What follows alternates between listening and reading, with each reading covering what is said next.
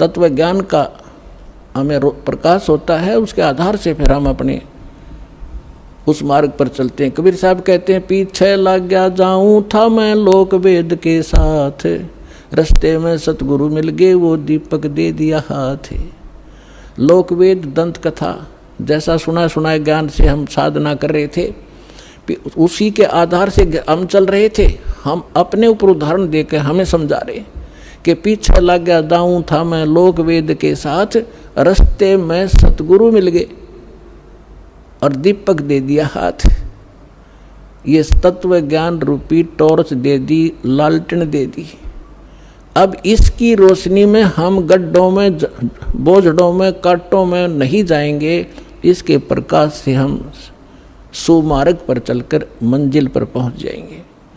अब हम आते हैं जो आज प्रसंग शुरू किया था कि हम यहाँ किस लिए जन्मे हैं, हमारा उद्देश्य क्या है, हम क्यों जन्म मर रहे हैं।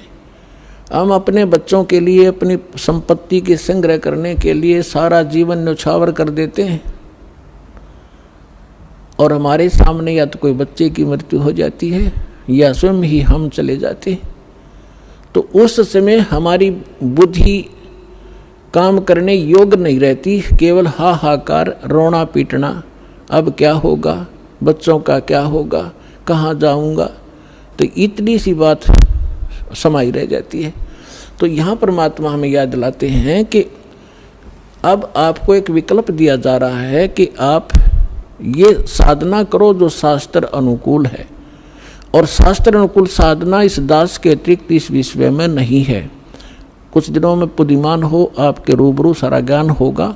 उन महापुरुषों का भी दास दिखाता है, साथ के साथ ये मंत्र बताते हैं, ये मंत्र बताते हैं, ये ज्ञान सुनाते हैं, और ये वास्तविक ज्ञान है, ये वास्तविक मंत्र हैं, ये हमारे सद्ग्रंथ प्रमाणित करते हैं। और ये उन्हीं महापुरुषों ने इन मंत्रों का जाप किया जिनको आप मोक्ष प्राप्त मानते हैं, उनके इतिहास से आपके रूबरू किया जाता है, जिससे एक इस उलझे हुए गुत्थी को समझाने के लिए एक पॉइंट के ऊपर ढेर सारे प्रमाण आपको दिखाने पड़ते हैं। जब पिछला रंग हटता है और तब जाके ये ज्ञान ग्रहण होता है।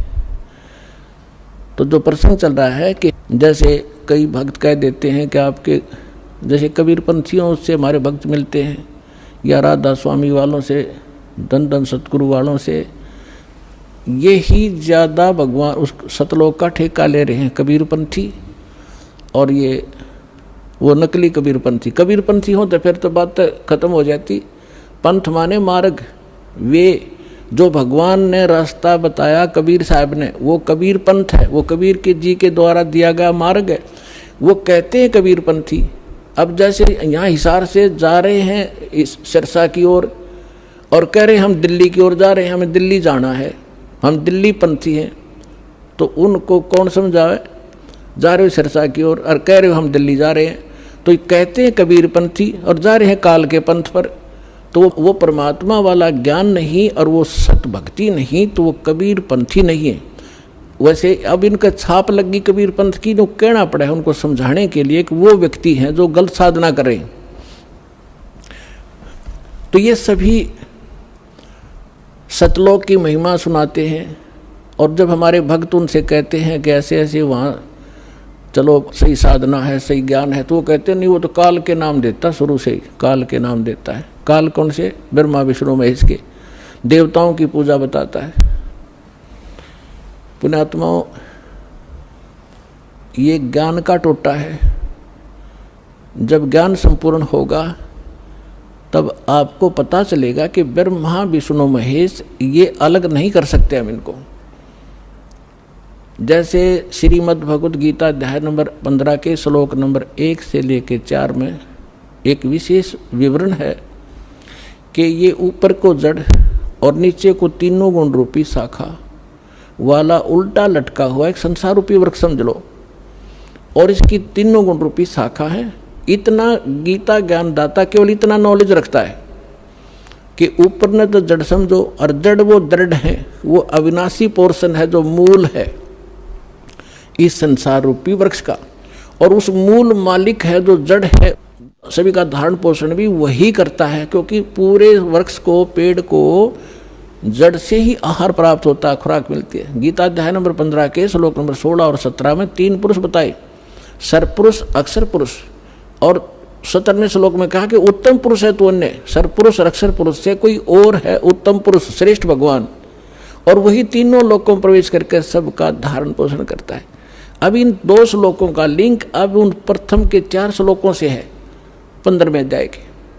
तो इसमें बताया कि उल्टा लटका हुआ एक संसार रूपी वृक्ष है, और जो तत्वदर्शी संत की पहचान बताई है कि जो इस संसार रूपी वृक्ष के सभी विभागों को भिन्न भिन्न बता देगा, स वेदवित, वो तत्वदर्शी संत है। चौथे अध्याय के 34वें श्लोक में जो तत्वदर्शी संत के विषय में कहा है कि उसकी शरण में जा, उससे पूछ, वो उसकी पहचान बता दी कि उल्टे लटके संसार रूपी वृक्ष के सभी पार्ट्स बता देगा, सवेदवित, वो तत्वदर्शी संत है। तो 600 वर्ष पहले परमात्मा स्वयं आए थे, और गीता अध्याय नंबर 4 के श्लोक नंबर 32 में जो कहा है कि वो सच्चिदानंद घन ब्रह्म अपने मुख कमल से अमृतवाणी बोलता है, वो तत्व ज्ञान है, वो निष्कर्ष है सारे अध्यात्म का, और वो तत्वदर्शी संत के ही पास होगा और मिलेगा नहीं तुझे। तो यहाँ परमात्मा ने 600 वर्ष पहले उस तत्वदर्शी संत की भूमिका, जैसी उनकी लीला है वो किया ही करते हैं। जैसा दास ने अभी वेदों के प्रमाण आपको बताए थे, रेफरेंस बताए थे, उनमें यही लिखा हुआ कि परमात्मा ऊपर रहता, ऊपर के लोक में, सतलोक में, वहाँ से चल कर आता सह शरीर, और यहाँ 3 प्रकार से के सतिथि से हमारा धारण पोषण करता है। एक तो आपको बता सतलोक में रहता है, जब उसको वहाँ तो उनका शरीर बहुत तेजों में होता है, करोड़ सूर्य मिला दे, करोड़ चंद्रमा एक रोमकूप की उनकी शोभा होती, इतना तेज है। दूसरा, प्रत्येक युग में शिशु रूप धारण करके आते हैं, और एक जल कमल के ऊपर, यानी कमल तो जल में ही होता है, सरोवर में आकर वो अपना निवास कर लेते, शिशु रूप धारण करते हैं, वहाँ से निसंतान दंपत्ति उठा ले जाते हैं, और उनके परवरिश की लीला कुंवारी गायों से होती है। ये तो है प्रथम। फिर धीरे धीरे बड़े होते हैं तो बचपन से ही वो अपनी महिमा अपने मुख कमल से, लोकोक्तियों के माध्यम से, दोहों के माध्यम से, शब्दावलियों के माध्यम से वो ज्ञान प्रचार करते हैं, कवियों की तरह आचरण करते हैं, लोग उनको कवि भी कहने लग जाते हैं। एक प्रसिद्ध कवियों में से भी एक होते हैं वो, लेकिन वो होते हैं परमात्मा। अब तीसरी सतिथि में वो कभी भी कहीं भी किसी को संत रूप में, महापुरुष के रूप में आकर दर्शन देते हैं, उनको ज्ञान सुनाते हैं, अपने से परिचित कराते हैं। तो तीसरी सतिथि वाले महापुरुषों में से दास आपको बहुत बार बताते हैं, आदरणीय धर्मदास साहिब जी को मिले, आदरणीय मुल्कदास साहिब जी को मिले, आदरणीय नानक देव साहिब जी को मिले, आदरणीय दादू साहिब जी को मिले, आदरणीय मुल्कदास साहिब जी को मिले, आदरणीय गरीबदास साहिब जी गांव छुड़ानी जिला झज्जर हरियाणा वाले को मिले, आदरणीय घीसा दास साहिब जी गांव खेखड़ा जिला बागपुर हो गए उत्तर प्रदेश वाले को मिले, आदरणीय रामानंद जी, स्वामी रामानंद जी ब्राह्मण थे, 104 साल के, जो परमात्मा उस दूसरी टाइप की लीला कर रहे थे, शिशु रूप धारण करके 5 वर्ष की आयु में लीला कर रहे थे। 104 वर्ष के ब्राह्मण को सब वेदों और गीता से पराजित कर दिया था। तब उस महापुरुष ने परमात्मा की शरण ली थी, उनको सचखंड लेकर गए थे। इन सभी महापुरुषों को अपने से परिचित कराया था कि मैं कौन हूँ, जो तुम्हारे वेद बताते हैं मैं वही हूँ, और मैं ऊपर रहता हूँ, वहाँ से चल कर आता हूँ और यहाँ ज्ञान देता हूँ। तब उन महापुरुषों ने स्वयं देखा सचखंड में जाकर, फिर वापस छोड़ा उनको। तब रामानंद जी ने कहा था, तुम साहेब तुम संत हो, तुम सतगुरु तुम हंस, और गरीबदास तेरे रूप बिना और न तुझा अंश। तुम ही साहेब हो, तुम ही सतगुरु हो।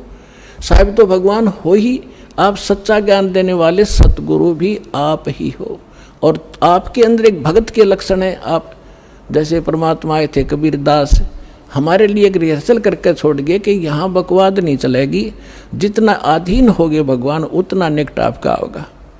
आधीनी के पास है वो पूर्ण ब्रह्म दयाल, मान बड़ाई मारियो बेअदबी सरकाल। हमें सब परमात्मा भक्ति के लक्षण भी बता के गए हैं, और उनसे होने वाली हानियों का भी परिचय दिया है, और किस प्रकार आपकी भक्ति नष्ट होती है वो भी जानकारी दी है, और कैसे सुरक्षित रहेगी। जैसे माता गर्भ को रखे यत्न बनाए, ठेस लगे तो छन होवे तेरी ऐसे भक्ति जावे। पुणात्मा, जब आपको इस भक्ति की कीमत का पता चलेगा, जैसे किसी बहन को गर्भ रहा हो माँ को, और फिर उसको पता उसको कैसे रात को भी चिंता रहती है कि कहीं मेरा बालक मेरा बच्चा खराब ना हो जा, ऊंचे नीचे में पैर ना रखा जा, रात में करवट लेते समय भी एकदम उधड़ के पड़ेगी कि जब बच्चे का दाब ना गिरगी हो, तब वो गर्भ रूपी लाल को वो सफल करती है। इसी प्रकार परमात्मा बताते हैं जैसे माता गर्भ को रखे यतन बना और ठेस लगे तो वो खराब हो जा तेरी, ऐसे भक्ति न सावे। तो इस भक्ति के अंदर आपने मर्यादा गढ़नी जरूरी है। अब परमात्मा ने आपको सद्भक्ति भी मिल गई, दास भी मिल गया, आपके अंदर भक्ति प्रवेश भी कर दी। अब उस लाल को आपने सुरक्षित रखना पड़ेगा। जरा सी लापरवाही में वो बात भक्तिहीन हो जाओगे, फिर वहीं की वहीं फिर स्टार्ट होगी नए सिरे। तो इससे इतना डर के इस भक्ति को सफल करो।